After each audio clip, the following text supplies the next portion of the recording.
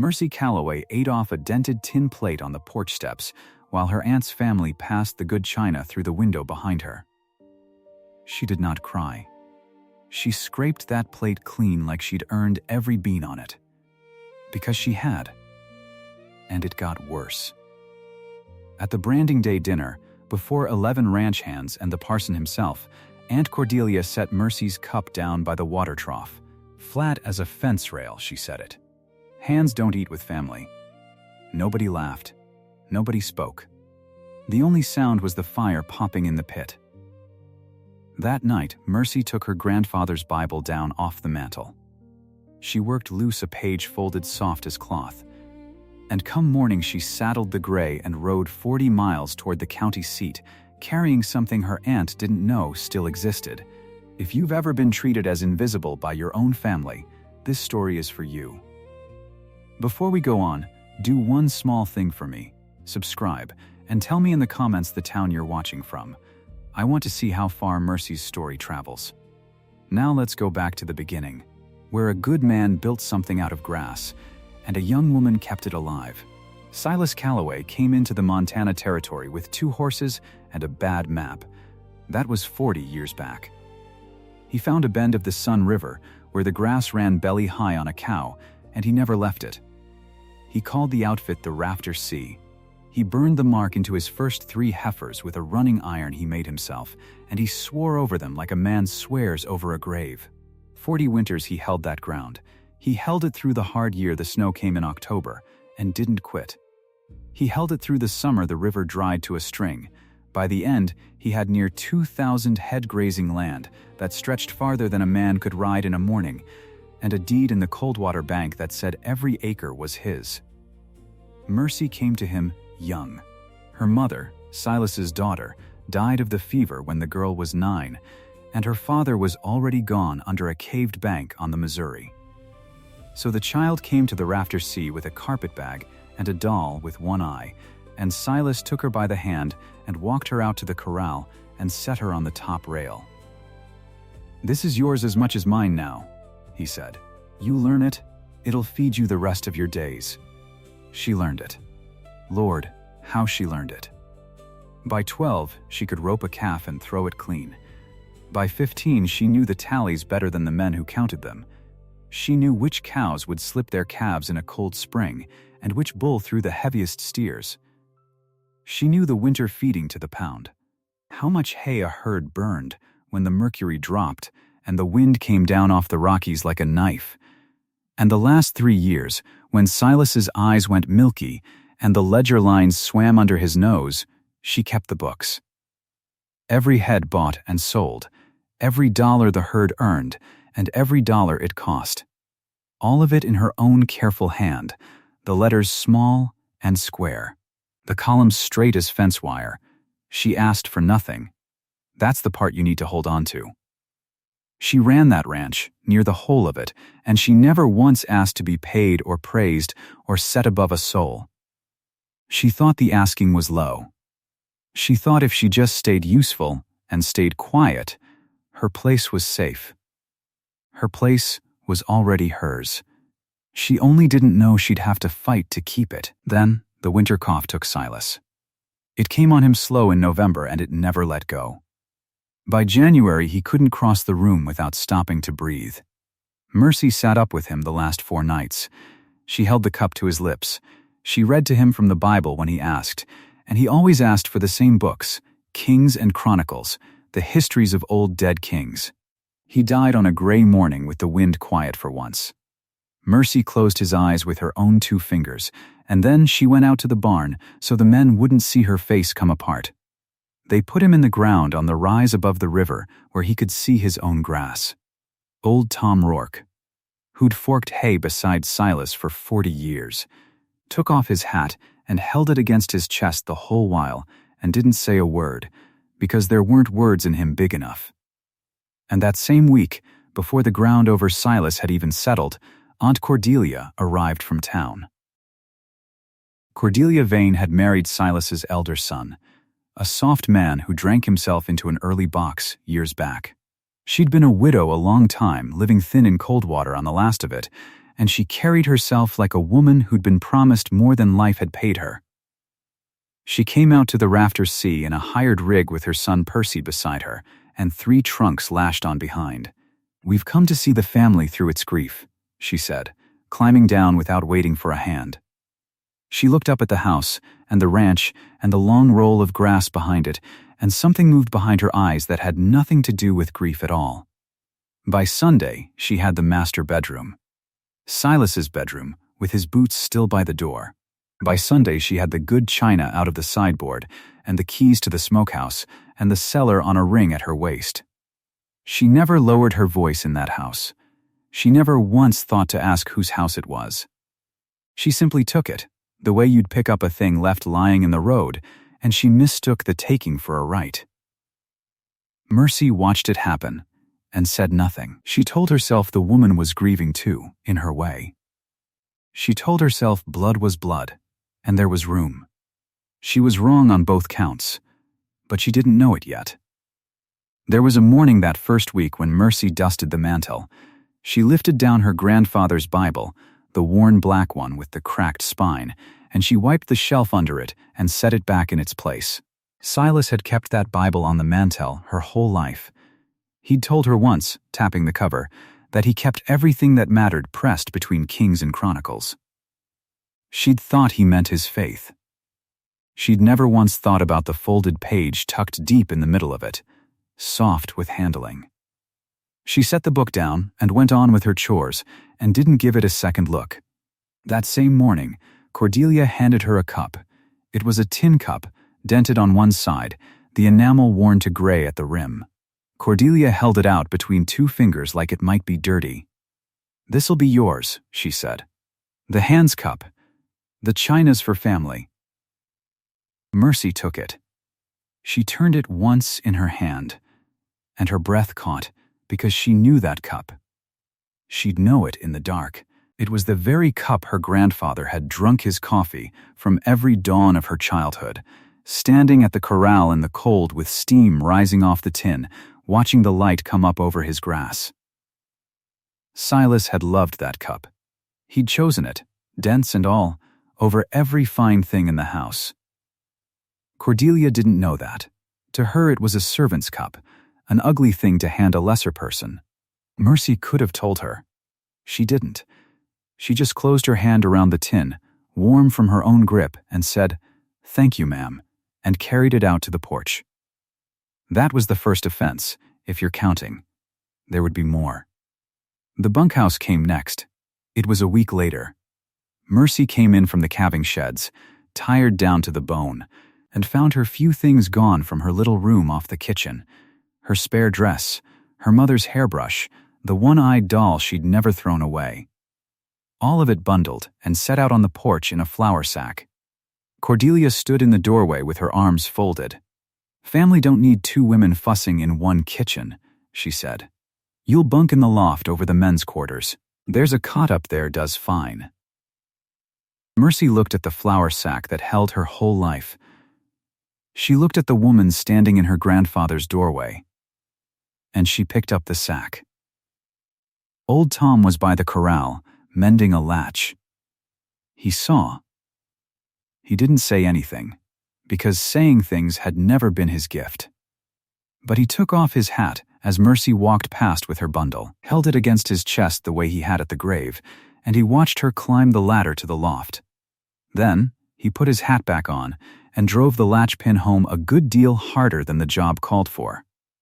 One witness. That was all. A quiet man taking off his hat. Mercy made up the cot. She set the one-eyed doll on the sill where a little light came through. She told herself the loft was warm enough, which it was, and dry, which it was, and that a place to sleep was a place to sleep. She was so good at telling herself things. She'd learned it young. If you make yourself small enough and useful enough, she thought, they'll see it, and they'll make it right. She believed that the way she believed the sun came up. It was the one thing her grandfather had never taught her, and the one thing that was going to cost her most. Branding day came in the last warm stretch before fall. It's a long day, branding, The men were in the saddle before light, working the calves out of the herd, roping and dragging them to the fire where the irons glowed. Mercy worked it same as always, wrestling calves in the dust, her arms scorched, her braid gone gray with grit. She kept the tally in her head all day, and when the last calf kicked free and ran bawling for its mother, she had the count exact. Then came the dinner. It was the custom on the Rafter C, going back to Silas, that after branding the whole outfit ate together. The hands and the family at one long table, one meal, because a man who'd bled in your dust all day had earned his seat. Silas had held to that 40 years. It was near a law on that ground. Cordelia had other ideas. The good china was laid inside for the family.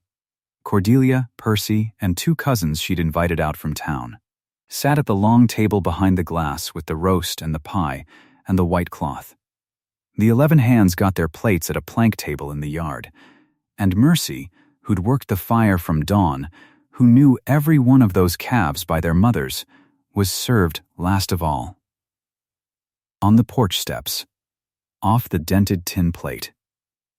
The hands watched it, all 11 of them. They watched the good china pass behind the window, hand to hand, and they watched the boss's granddaughter eating alone on the steps like a stray dog fed out of pity. Not a man of them liked it. But Cordelia signed their pay now, or they thought she did, and a man with a winter coming doesn't cross the hand that holds his wages. So they looked at their own plates, and they were ashamed, and they said nothing. Mercy set the tin cup beside her, on the step. Silas's cup. She filled it from the same pot as everyone else, and she drank from it slow, and she ate every bean and scrap of that plate, and she scraped it clean. She would not give them the sight of a full plate pushed away. She would not give them one tear. She sat on her grandfather's porch and ate off tin and kept her back straight, and if you'd walked up not knowing, you'd have thought she was a queen taking air. Inside, over the pie, Percy got to talking. Percy Vane was 26 and soft as bread dough. He wanted Denver.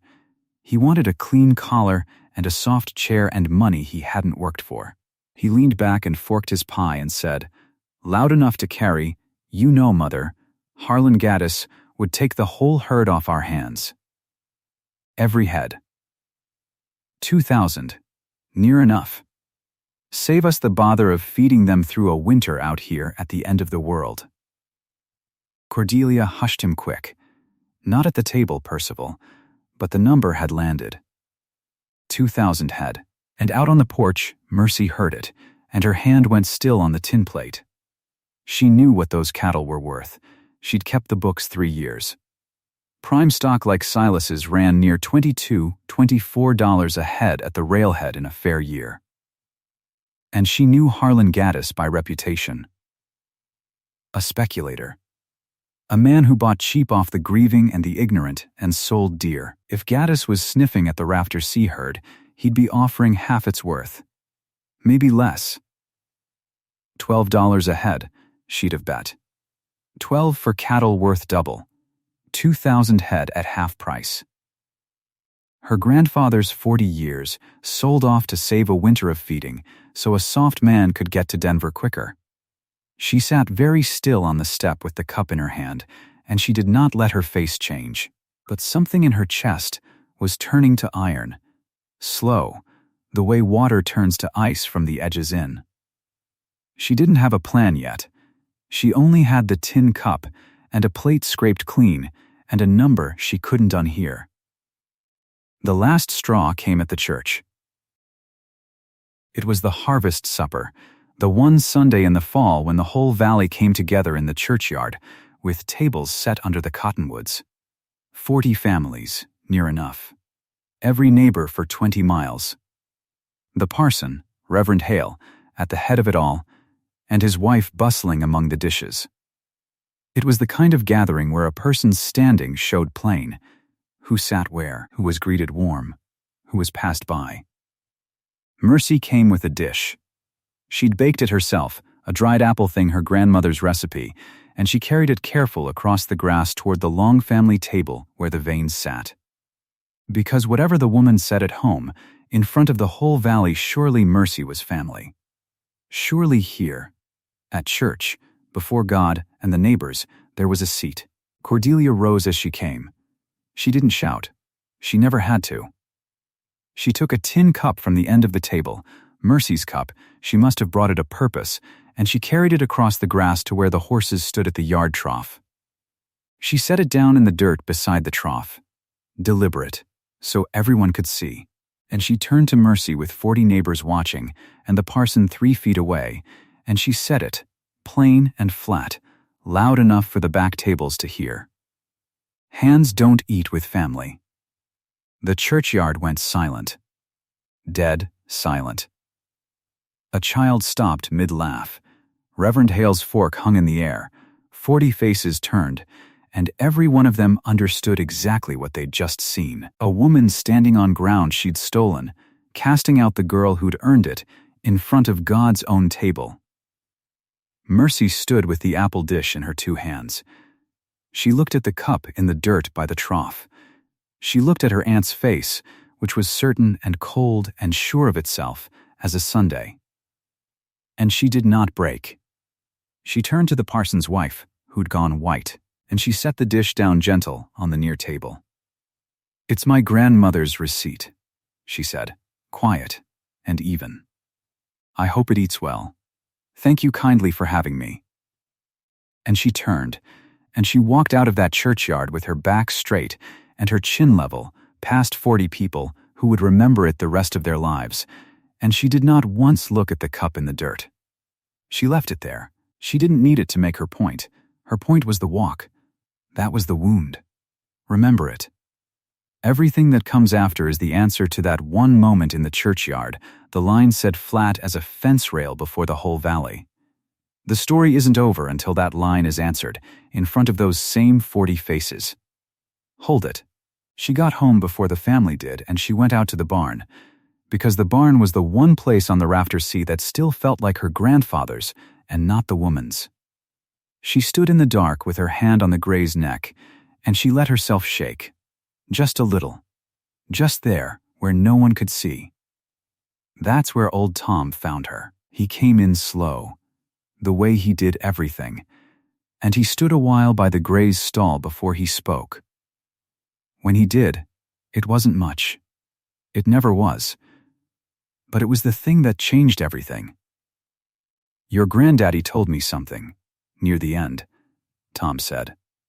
He turned his hat in his hands. He was scared he'd go before things was set right, and he told me he'd set it all down proper. Everything. Who was to have what? Mercy went still. "Set it down where, Tom?" The old man frowned, working at the memory like a knot in wet rope. That's the queer part. He wouldn't say plain.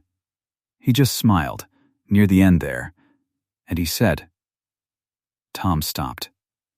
He looked at her. He said it was where his praying was.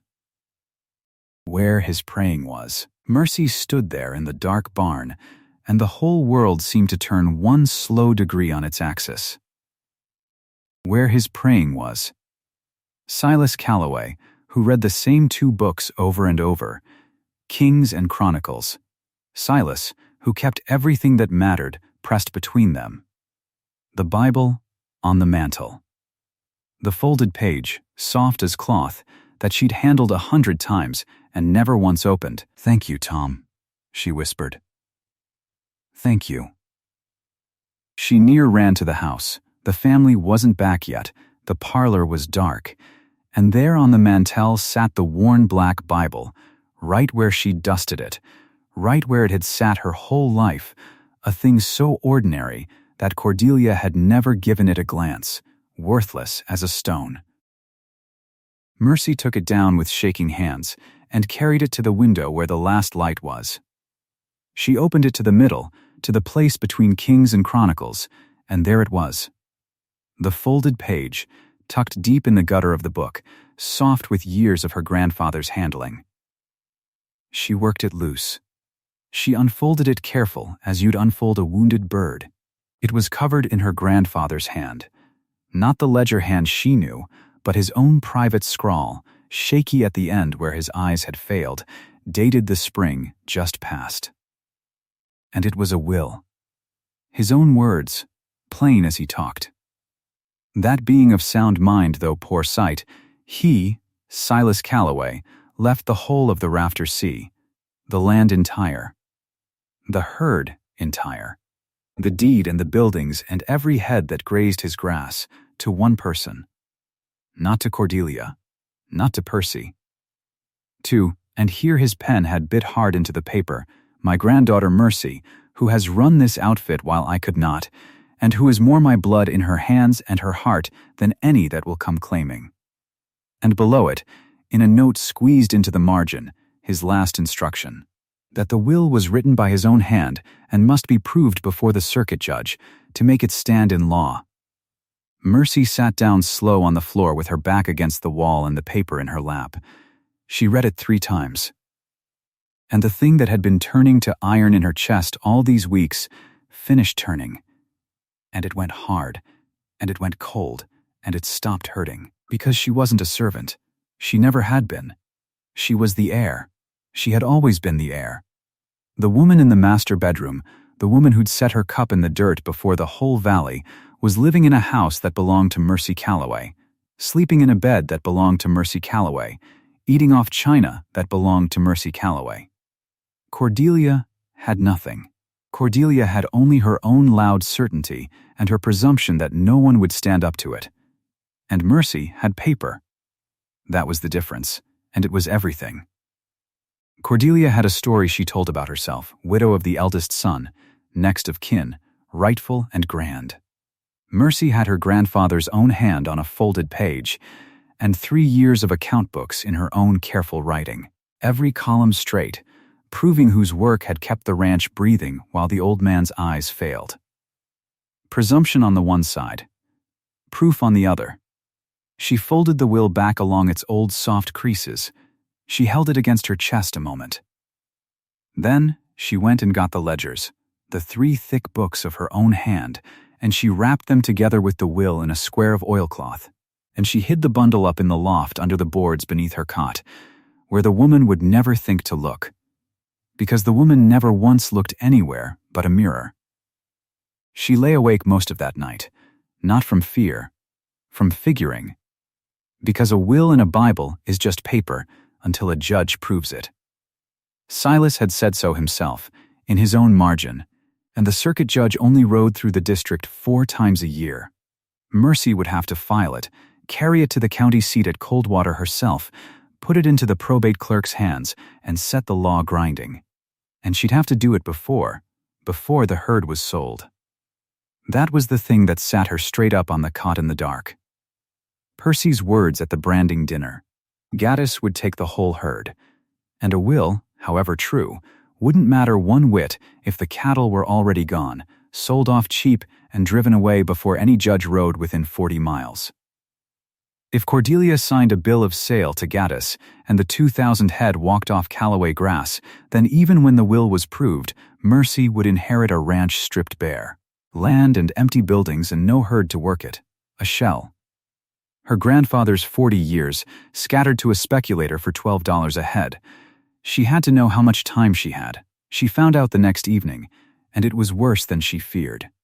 Percy, who couldn't keep a thought behind his teeth if you paid him, was grumbling on the porch about how long a thing took. Mother says Gaddis brings the papers inside a fortnight, he said to no one, to the dusk, to himself. 2 weeks and it's done, and we're shut of this place before the snow. I mean to be in Denver by Christmas. A fortnight. 14 days. In 14 days the herd would be signed away and driven off, and the Rafter C her grandfather built would be gutted, while the law still slept. Mercy stood in the shadow of the barn where Percy couldn't see her, and she counted days in her head, and she made her choice. She would not wait. She would not stay quiet one more season hoping to be seen. She'd done that her whole life, and it had earned her a tin plate on the porch and a cup in the dirt. The quiet was over. She had the will, and she had the ledgers, and she had, by her count, just enough days to reach Coldwater and set the law in motion before Cordelia's pen ever touched Gaddis's paper. But she'd have to do it in secret. If Cordelia so much as suspected there was a will, she'd tear the ranch to splinters hunting it, and if she found it, it would go straight into the cook stove and be ash before breakfast, and there'd be no proving anything ever again. So Mercy would tell no one. Not the hands. Not even old Tom, not yet. For his own protection. She'd slip away, do the thing, and slip back, and wear the servant's face a while longer, while the law rode quiet toward the woman who thought she'd already won. She rose 2 hours before dawn. The ranch was dark and cold and still, the stars hard overhead, frost just starting on the rails, Mercy dressed by feel. She took the oilcloth bundle from under the boards, the will and the 3 ledgers, and she wrapped it twice more against the wet and tied it behind the saddle. She led the gray out soft, a hand on his nose to keep him quiet, past the bunkhouse where the men snored, past the dark house where the woman slept in a stolen bed. At the gate she stopped and looked back once. The long, low house. The corrals. The great sweep of grass going gray toward the mountains. 2,000 head of her grandfather's cattle bedded down out there in the dark, breathing, waiting, worth a fortune. Not yet lost. Her whole inheritance, held together this one morning by nothing but a folded page and a girl on a gray horse. 40 miles to Coldwater. She could make the county seat by afternoon if she pushed, file the will with the probate clerk, swear the papers, set the circuit court in motion. A hearing named. The estate frozen. The sale barred until the judge could rule. She'd ride home by dark, and no one at the Rafter C would ever know she'd gone, and Cordelia would reach for her pen one day soon and find the law's hand already closed around her wrist. Mercy Calloway swung up into the saddle. She turned the gray's head toward the county seat, and she rode out through the frost with her grandfather's last words wrapped in oilcloth at her back, carrying the one thing her aunt didn't know still existed, straight toward the courthouse 40 miles away. Behind her, the house slept on, certain it had won. It had no idea what was coming. The gray took the road easy in the dark. Mercy let him find his own pace over the frozen ruts, and she did not look back again. The stars wheeled slow overhead. The cold got into her boots and stayed there, but she did not mind it. Cold she could stand. She had stood worse. The sun came up gray and then gold over the eastern rim. It caught the frost on the grass and turned the whole prairie to a field of small fires. Mercy watched it and thought of her grandfather. He'd have called it a good morning for riding. He'd have said the land looked like the Lord had just now finished making it. She carried his words in the oilcloth at her back, and she carried his voice in her head, and together they were company enough for 40 miles. She stopped once at mid-morning to water the gray at a creek and to eat the cold biscuit she'd wrapped in her pocket. She did not linger. Somewhere behind her the ranch would be waking. Cordelia would be calling for her coffee, Percy would be sleeping still, and the great herd would be stirring out on the grass, 2,000 head, worth a fortune, marked in a dead man's brand, and promised to a living man's greed. 14 days. That was all the time she had, and she meant to spend the first of it well. Coldwater came up out of the flat a little after noon. A church steeple first, then the false fronts of the main street, then the squat stone courthouse at the end of it, with the flag hanging limp in the still air. Mercy tied the gray at the rail. She unlashed the oilcloth bundle and held it against her chest with both arms, the way a woman might hold a child, and she went up the courthouse steps. The probate clerk was a thin man with ink on his fingers and spectacles pushed up on his forehead. He looked at her over the counter. He looked at the dust on her, and the man's coat she wore, and the bundle in her arms. "Help you, miss?" "I've come to file a will," Mercy said. "My grandfather's. Silas Calloway, of the Rafter C. He died this fall." The clerk's eyebrows came down. He knew the name. Everybody in the territory knew the name. He pulled his spectacles down onto his nose and reached for the bundle, and Mercy set it on the counter and untied it with fingers that had gone steady now, steady as they'd ever been. She laid out the folded page first.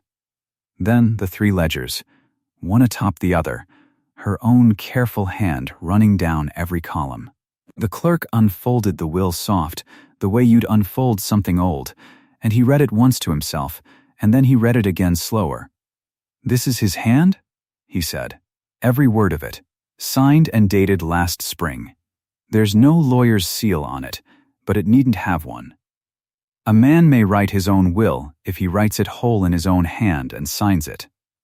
My grandfather knew that. He wrote it that way on purpose." The clerk looked up at her. Something in his face had changed. "You know your law, miss. I kept his books 3 years. I learned a good many things kept a body from being cheated." She touched the ledgers. "These are mine, every tally in them. I ran that ranch while his eyes failed. I'd have the court know that too." The clerk nodded slow. He took up his pen. He entered the will into the book of the county, the date and the hour, and he wrote out a receipt for it in a fair round hand, and he told her that Judge Amos Thorne would ride the circuit through Coldwater in 3 weeks' time, and that the matter would be heard then, and that from this hour forward the estate of Silas Calloway stood in probate before the court. "And what does that mean?" Mercy said. "For the property? For the cattle? It means no man may sell so much as a calf off that ranch till the judge has ruled who owns it. It's froze, miss, all of it. Deed, herd, and house. Anybody signs a bill of sale against it now, they're selling what the law says isn't theirs to sell. And the law will unwind it." He set down his pen. "You've done a wise thing, coming here first. Whoever's minded to move that herd, they'll find they can't." Mercy stood a moment, with her hands flat on the counter. Something loosened in her chest that had been drawn tight since the day her grandfather stopped breathing. She did not smile. But she breathed, all the way down, for the first time in a long while. "Thank you," she said. "I'll be back for the hearing. Bring your witnesses if you've got them. The judge sets store by witnesses." She thought of old Tom. She said she would. She tied the ledgers back up in the oilcloth. The will stayed with the court now, sealed and safe in the county book, and she went back out into the cold afternoon and swung up onto the gray and turned his head for home. She rode the 40 miles back in the dark and came into the yard near midnight, and she stabled the gray quiet and climbed to the loft, and she lay down in her clothes and slept. And no one at the Rafter C ever knew she'd been gone. That was the hard part. After, the not knowing that shows. Mercy came down at dawn, as she always did, and built the fire and set the coffee, and took her tin plate on the porch step, and she said yes ma'am to Cordelia and yes ma'am again, and she kept the ledgers current, and she carried the slop, and pitched the hay, and never once let her face say what she knew. It sat in her like a warm coal all through the short cold days. The law was riding toward this house, and the woman who slept in the stolen bed did not know it. Cordelia near caught her the 3rd day. "Someone's ridden that gray hard," Cordelia said at breakfast, sharp over her cup. "There's mud to his hocks and he's off his feed. Who's been on my horse?" "I took him to Coldwater, ma'am," Mercy said, and did not blink. "We were out of 8 penny nails, and the corral's wanting mending on the south side. I went for nails." She reached into her apron and set them on the table, a fistful of bright new nails, bought for a dime on her way out of town for just this reason. "I'd have asked, but you were sleeping, and the fence won't wait." Cordelia looked at the nails. She looked at the girl. Some suspicion moved behind her eyes, and then went out.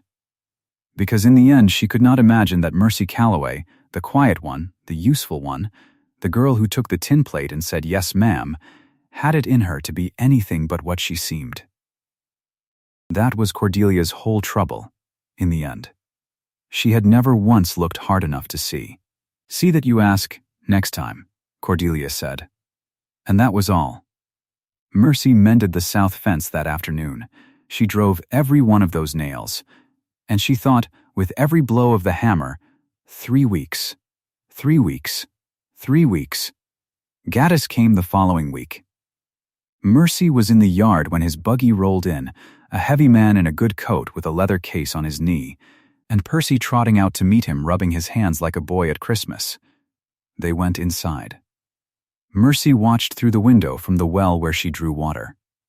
She saw Cordelia bring out the good paper.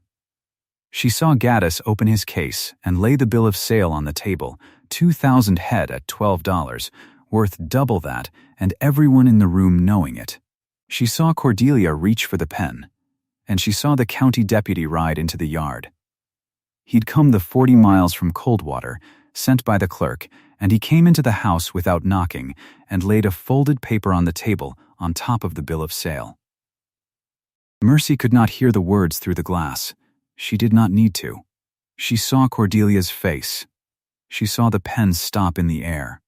She saw Gaddis half rise, and Percy go white, and the deputy stand there flat-hatted and patient while Cordelia read the notice once and then again the way the clerk had read the will, once fast and once slow, and then flung it down on the table.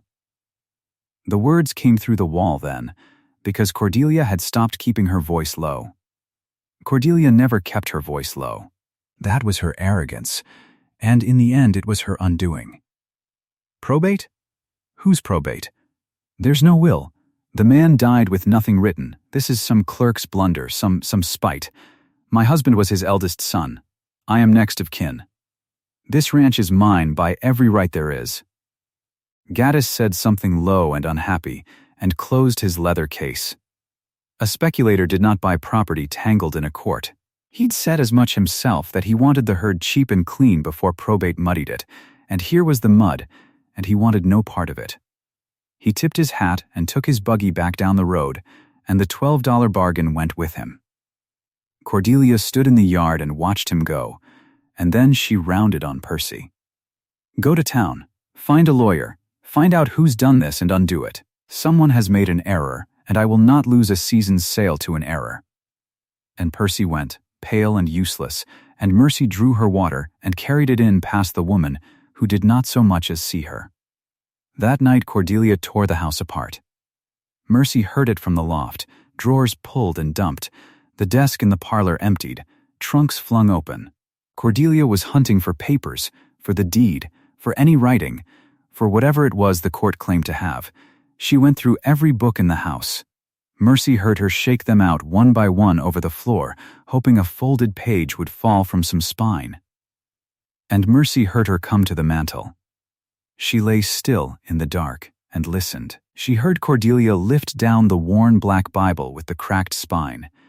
She heard her heft it and riffle it once, careless, the way you'd handle a thing you'd already judged worthless. A plain family Bible. Grandfather's superstition. Nothing a clever woman need trouble with.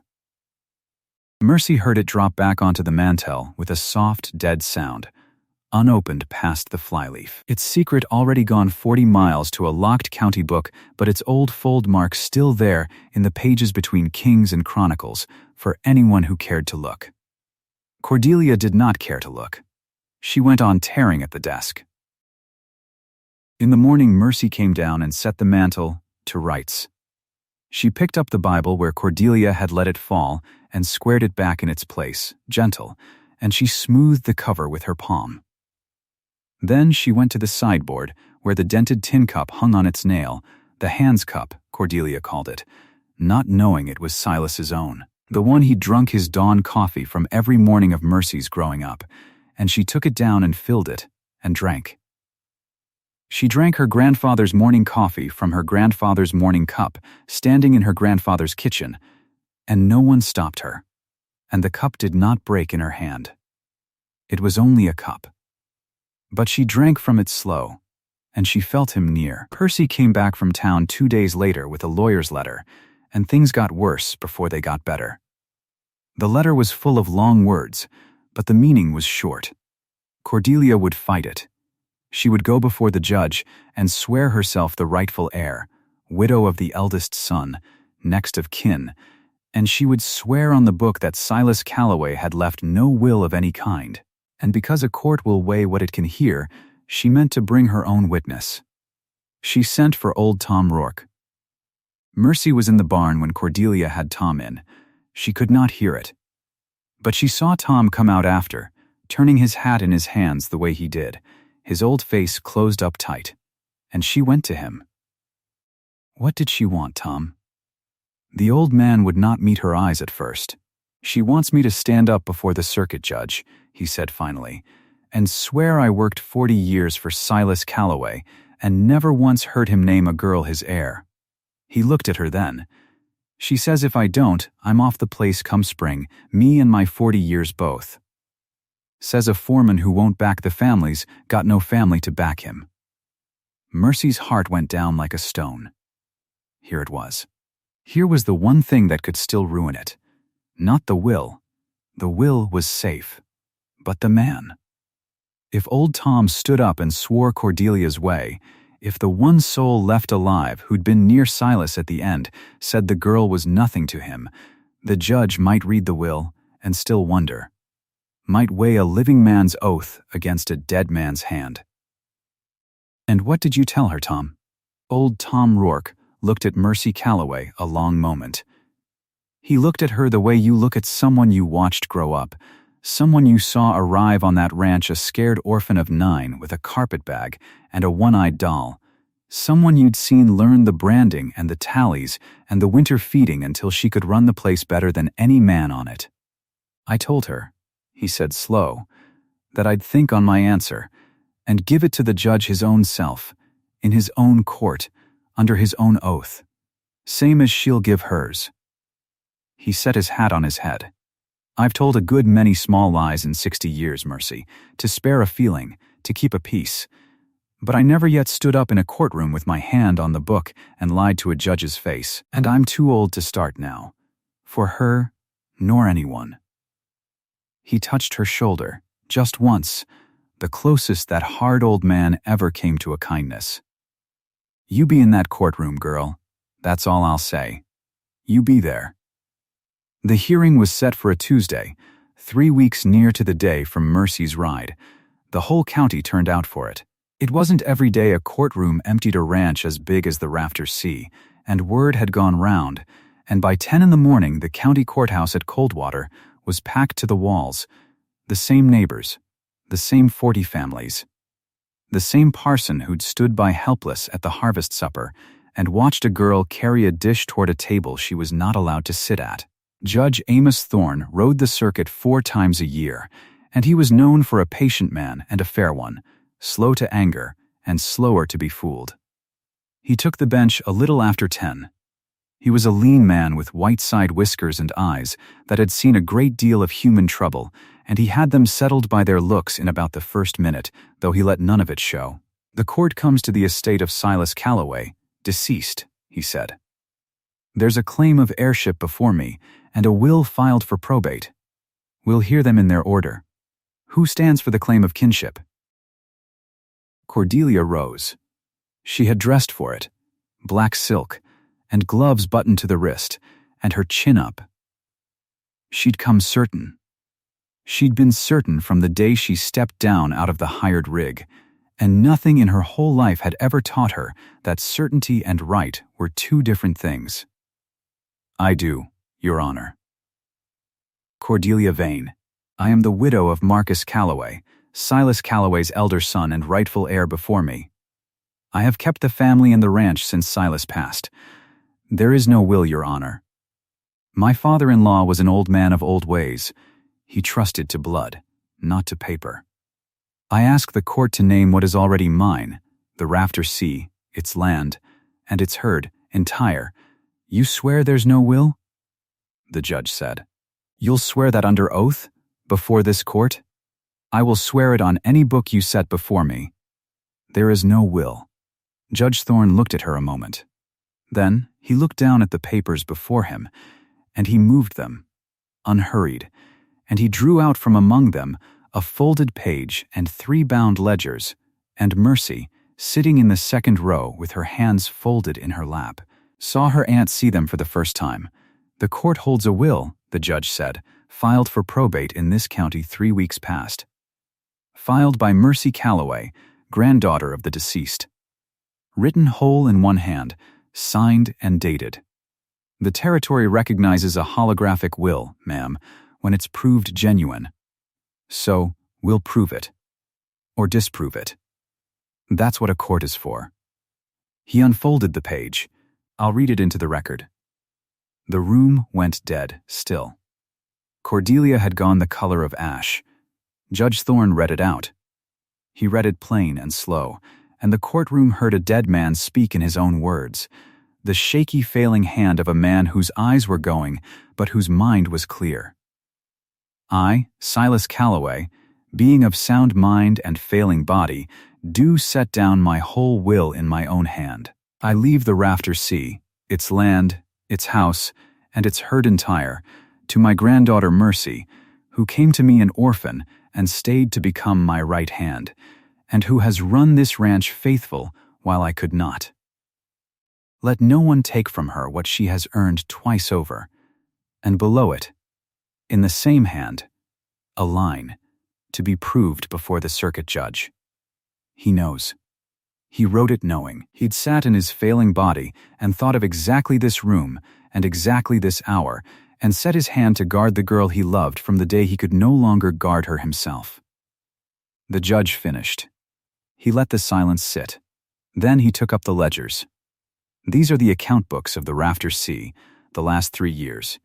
Every entry in one hand, a clear, schooled, careful hand. He turned the pages. Cattle bought and sold. Wages paid. Winter feed, taxes, tallies, 3 years of a working ranch, kept faithful and kept honest. He looked up over the books. Whose hand is this? Mercy stood. Mine, Your Honor. I kept them. Every line. You kept the books of this ranch 3 years? I did, and branded its calves, and fed its herd through 2 hard winters, and buried my grandfather when the cough took him. I never asked for it in payment. I only ask now that the court let his last word stand. The judge looked at her a long moment. Then he called old Tom Rourke. Cordelia's lawyer had put Tom on her witness list, so it was her side that called him, and she leaned forward sure of him, because she'd threatened his 40 years and his last years both, and she thought a frightened old man would say what he was told. The old foreman came up and put his hard hand on the book and swore to tell the truth. And the lawyer asked him, thin and confident, whether in 40 years of service he had ever heard Silas Calloway name a girl his heir. Old Tom Rourke stood in the packed courtroom, and he turned his hat once in his hands, and he told the truth. I worked for Silas Calloway 40 years, he said. I was with him near the end, when the cough had him and he knew it. And he said to me, I'll give it to you word for word, for I've carried it since. He said, Tom, I've set it all down proper. Don't you fret for the girl. I've set it down where my praying is. Where his praying is. Tom lifted his old head and looked straight at the judge. I didn't rightly know what he meant, Your Honor. Not till lately. But I know now. Silas Calloway prayed out of one book his whole life, and I'd stake my 40 years he set that will right there in it, between the pages, where he knew his own hand would find it, and no thieves would think to look. The judge sat forward. Bring the man's Bible, he said. Is it here? It was there. Mercy had carried it in that morning, the worn black Bible with the cracked spine, and she brought it up now and laid it in the judge's hands.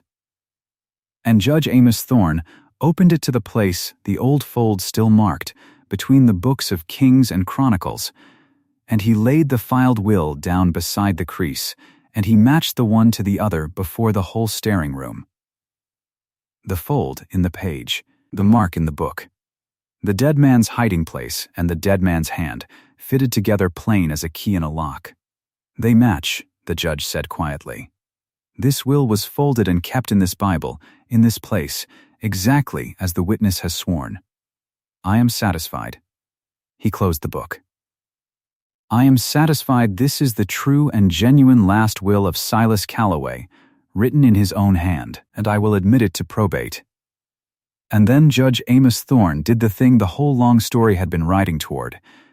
He stood up from his bench, in his own courtroom, before 40 families and the parson and the widow in her black silk, and he took off his hat to a dust-colored girl in a dead man's coat. "Miss Calloway," he said, "the court finds you the rightful and sole heir of the Rafter C, its land, its house, and its herd entire, near 2,000 head, as your grandfather willed to you, and as your own 3 years' labor bears out." He set the will down flat.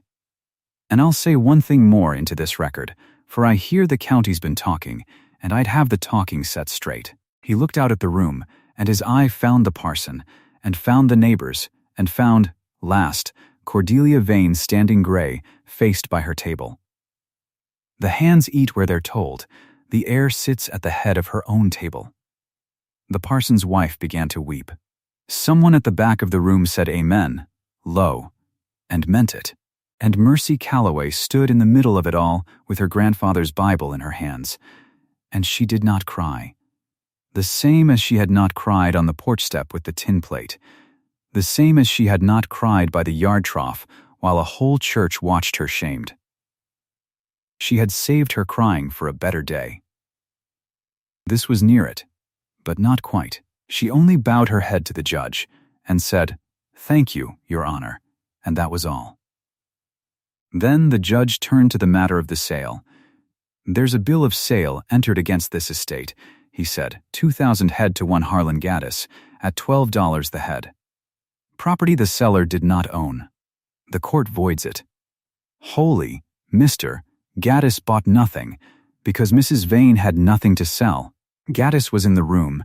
He'd come to see what his bargain hold, and he took up his hat and his leather case and went out the courthouse door without a word, and the herd he'd tried to steal at $12 stayed on Calloway grass at $4.20, and that was the last the county saw of him for a good long while. Cordelia had not sat down. She stood by her table in her black silk, and all the certainty had drained out of her, and what was left was a frightened woman of 51 who had wagered everything on presumption and lost. She did not shout now. She had shouted at everyone for weeks, at the deputy, at Percy, at the empty rooms she'd torn apart, but there was no shouting left in her. When she spoke it came out thin. "And what," she said, "is to become of me?" The whole room waited for the girl to answer. They'd seen the girl shamed by this woman before their own eyes, made to eat by the trough, made a stranger at her family's own table. They waited to see her pay it back. Mercy Calloway looked at her aunt a long moment. And then she gave her the one calm sentence she'd carried, and there was no gloating in it, and there was no cruelty in it, and somehow that was harder for Cordelia to bear than any shouting would have been. "You may stay through the winter as a guest," Mercy said. "It's a hard season for traveling, and I won't turn anyone off the Rafter C into the cold. My grandfather never did. Come spring you may go where you like. The china stays with the house." She paused. It always belonged to the house. That was all. She did not name the porch step, nor the tin plate, nor the church supper, nor the line about the hands. She did not need to. Every soul in that room was thinking of them. And every soul in that room understood that the girl had just handed her tormentor a mercy her tormentor had never once shown her, and that the handing of it was the whole answer. Cordelia sat down slow. She put her gloved hand over her mouth. She had come in certain and she went out ruined, and the ruin was mostly of her own making, and she knew it, and that was the worst of it. Percy did not sit at all. He stood by his mother looking like a boy who has watched a house burn with all his toys in it. The Denver dream was gone, the soft rooms, the easy money, the life he'd already spent in his head off the back of 2,000 cattle that were never his to sell. And there was a colder thing waiting for him yet. The sale he'd promised Gaddis, the deal he'd shaken hands on, had cost the speculator a wasted trip and a wasted week, and Gaddis was not a forgiving man, and the tab Percy had run up in town on the strength of that sale, Gaddis would not now be carrying. Percy Vane had signed a thing he never read, off a fortune he never owned, and he would be a long time paying for both. They rode out of Coldwater by different roads, in the end. Mercy went home the 40 miles alone, the way she'd come, with her grandfather's will admitted and safe, and the ranch froze no longer but hers, free and clear and lawful. And behind her the county talked, and would go on talking for years, about the day the circuit judge took off his hat to the ranch girl in the dead man's coat. Spring came green to the Rafter C. It came the way it always had, the snow going off the high pasture and the creeks running loud, and the new grass coming up so fast you could near watch it, and the herd fat and calving, near 2,000 head under the Rafter C brand, safe on Calloway grass. Mercy had ridden the winter feeding herself, same as always, and taken the calves in the branding, same as always. Some things she did not mean ever to hand off to another. She had come up doing them at her grandfather's knee, and she would go on doing them, heir or no. But some things had changed. There was a long table in the ranch house, the same long table the good china had passed behind the glass at, while a girl ate off tin on the porch. And on a bright morning in April, Mercy Calloway sat down at the head of it. At her right hand steamed a cup of coffee, poured that dawn, the dented tin cup, Silas's own, the one they'd handed her for a servant, and she'd kept for a keepsake. She drank her grandfather's morning coffee from her grandfather's morning cup at the head of her grandfather's table, and this time she let herself feel the whole of it, and this time, just a little, she let her eyes fill. Old Tom Rourke took the chair beside her, his hat on the peg by the door, where a man hangs his hat when he sits down to eat with family. And Mercy sent word to the bunkhouse and had every hand on the place called in. All of them, every one. And they came shy and scrubbed and uncertain, and she stood at the head of the table and told them plain there'd be no more eating by the trough on the Rafter C, not for anyone, not ever again.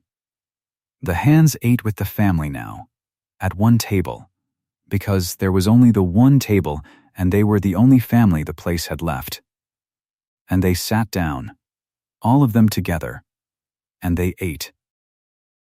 Cordelia had taken the spring stage east, as Mercy said she might. She writes to the ranch twice a year, asking for money. It is sent once, it is not sent again. Percy clerks in a Denver counting house now, adding up other men's fortunes at a desk, signing his name at the bottom of papers he reads, very carefully these days, every word, twice. And Harlan Gaddis buys his cattle 2 counties over now, and pays the going rate for them, and does not ask after the Rafter C. Mercy Calloway runs her grandfather's ranch. She keeps the books in her own hand still, though she could hire it done. She rides the feeding still, and every morning she drinks her coffee from a dented tin cup at the head of a long table where anyone who works that land is welcome to sit and eat. Because a table is only a table, in the end. Only boards and legs and a bit of cloth. It is only a table, right up until somebody decides who is welcome at it. Silas Calloway knew that. He set it down in his own hand, folded soft between Kings and Chronicles, where his praying was, and a girl on a gray horse carried it 40 miles through the frost to make it stand.